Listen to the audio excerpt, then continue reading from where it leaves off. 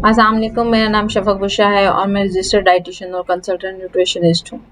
आज मैं आपसे जिस बारे में बात करने लगी हूँ कि कैसे आप लोग अपने वेट को रमज़ान में मेंटेन कर सकते हैं। आज हम कुछ टिप्स शेयर करेंगे जिसमें से बहुत सारी ऐसी हैं जो आपको अच्छे हेल्दी रमज़ान पे लेके जाएँगी। तो फर्स्टली अपने आप को आपने हाइड्रेटेड रखना है।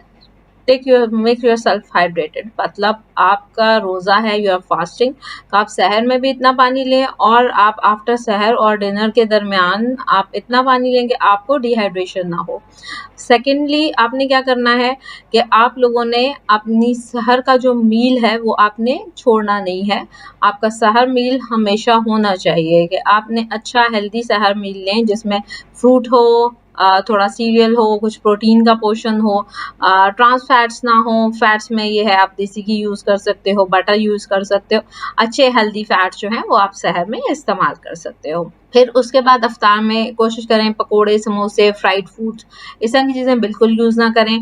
आई विल सजेस्ट कि अगर आपने हेल्दी स्नैकिंग करनी है या हेल्दी आपकी जो इफ्तार है, आप चना चाट ले सकते हो, लोबिया का चाट ले सकते हो, होल बीन्स का और स्प्राउट्स का सैलेड ले सकते हो, सैलेड ग्रीन्स ले सकते हो।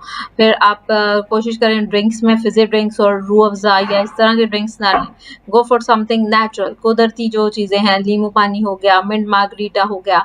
मिंट मार्गरीटा बनाएंगे तो उसमें शुगर्स नहीं है आपने ऐड करनी, उसमें कार्बोनेटेड ड्रिंक्स आपने ऐड नहीं करनी और आपने ये सारी चीज़ें यूज़ करनी है। उसके अलावा आपने फिजिकल एक्टिविटी, अपना जो वर्कआउट है वो आपने प्रॉपर रखना है। आपका वर्कआउट कम नहीं होना चाहिए।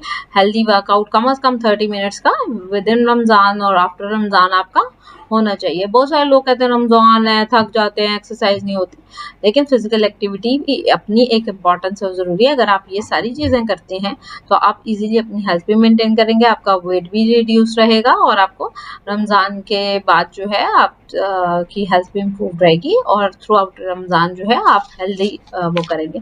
फिर ये है कि मैं हमेशा सजेस्ट करती हूँ कि आपने प्रोसेस्ड फूड्स नहीं लेने।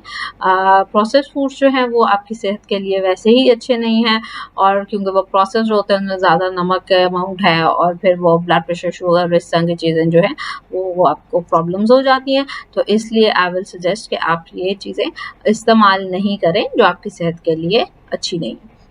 फिर बहुत सारे लोग ये बात करते हैं कि जी टाइम क्योंकि कम होता है, डिनर कैसे करें? तो कोशिश करें कि आपके सहर का जो पोर्शन, मतलब इफ्तार का पोर्शन जो है वो थोड़ा कम हो और आप डिनर में एक हेल्दी होल व्हीट चपाती, कुछ प्रोटीन या दाल या सब्जी का कुछ सालन, कुछ थोड़ा-सा दही का इस्तेमाल करें ताकि प्रोबायोटिक्स भी मिले, आपको फाइबर भी मिले। बहुत सारे लोग कंप्लेन करते हैं कि जी कॉन्स्टिपेशन हो जाती है रमज़ान में, तो उसके लिए भी ये है कि आप अच्छा हेल्दी फाइबर लें, चपाती, होल व्हीट चपाती इस्तेमाल करें ताकि इन सारी चीज़ों से आपका जो है रमज़ान में आपका वेट जो है वो भी मेंटेन रहेगा, आपका वेट गेन साइड पे भी नहीं जाएगा, हेल्थ भी इम्प्रूव रहेगी और आप एक बहुत अच्छा हेल्दी रमज़ान जो है उसको आप एंजॉय कर सकते हैं। Thank you.